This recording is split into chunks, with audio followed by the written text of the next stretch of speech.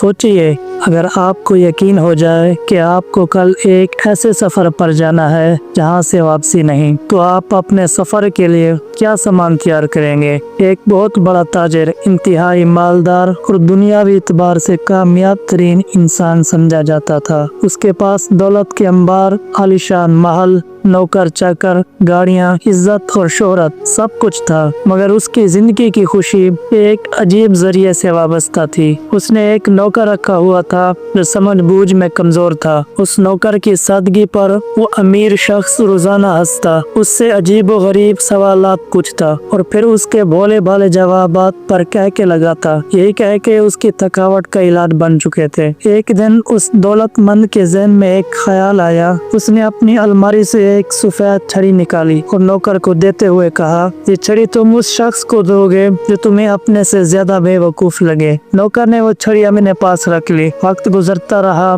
मालो दौलत के समंदर में तैरने वाला शख्स बुढ़ापे की तरफ बढ़ता गया। फिर एक दिन वो सख्त बीमार पड़ गया। अब उसके पास चंद दिन से ज्यादा नहीं थे। उसने अपने नौकर को बुलाया और कमजोर आवाज में कहा, मैंने तुमसे हमेशा मजाक किया, तुम्हें सताया, तुम्हारा दिल दुखाया, मुझे माफ कर दो। नौकर रोने लगा और कहा, मालिक आप क्यों ऐसी बातें कर रहे हैं, आप ठीक हो जाएंगे, आपको कुछ नहीं होगा। अमीर आदमी ने सर्द आह भरी और कहा, अब मैं बहुत दूर जा रहा हूँ। नौकर ने सादा ज़हन के मुताबिक पूछा, जहाज पर या गाड़ी में। अमीर आदमी बोला, न जहाज पर और न गाड़ी में, बल्कि मलकुल मौत आएगा और मुझे ले जाएगा। नौकर ने फिर पूछा, फिर आपने वहाँ के लिए घर तो बनवाया होगा। अमीर ने आंखें बंद करके कहा, नहीं, वहाँ तो खाली हाथ जाना पड़ता है, ना कोई घर है ना नौकर चाकर। नौकर हैरत ज़दा रह गया, फिर आप वहाँ क्या ले जा रहे हैं, आपने सामान तो पैक करवा लिया होगा ना। अमीर आदमी ने कहा,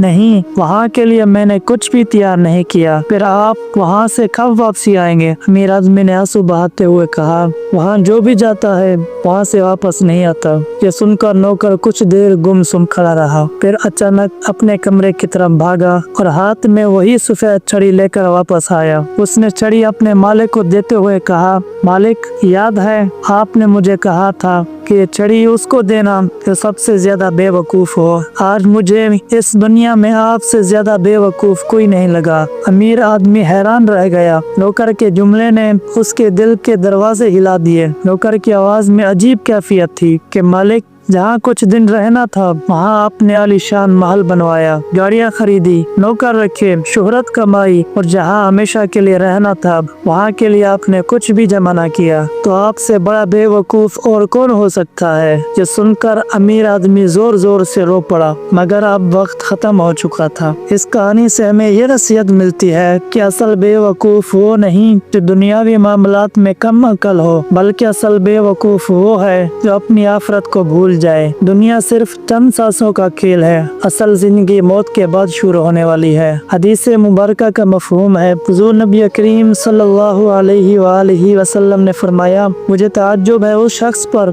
जो मौत पर यकीन रखता है फिर भी खुशियों में डूबा रहता है। जरा सोचिए, क्या हम भी उसी अमीर आदमी की तरह आर्जी दुनिया के लिए सब कुछ जमा कर रहे हैं, या मुस्तकिल रिहाइश का यानी आखिरत के लिए भी कुछ जमा कर रहे हैं। दुआ है कि अल्लाह ताला हमें दुनिया की हकीकत समझने और आखिरत की तैयारी करने की तौफीक अता फरमाए। आमीन या रब्बल आलमीन।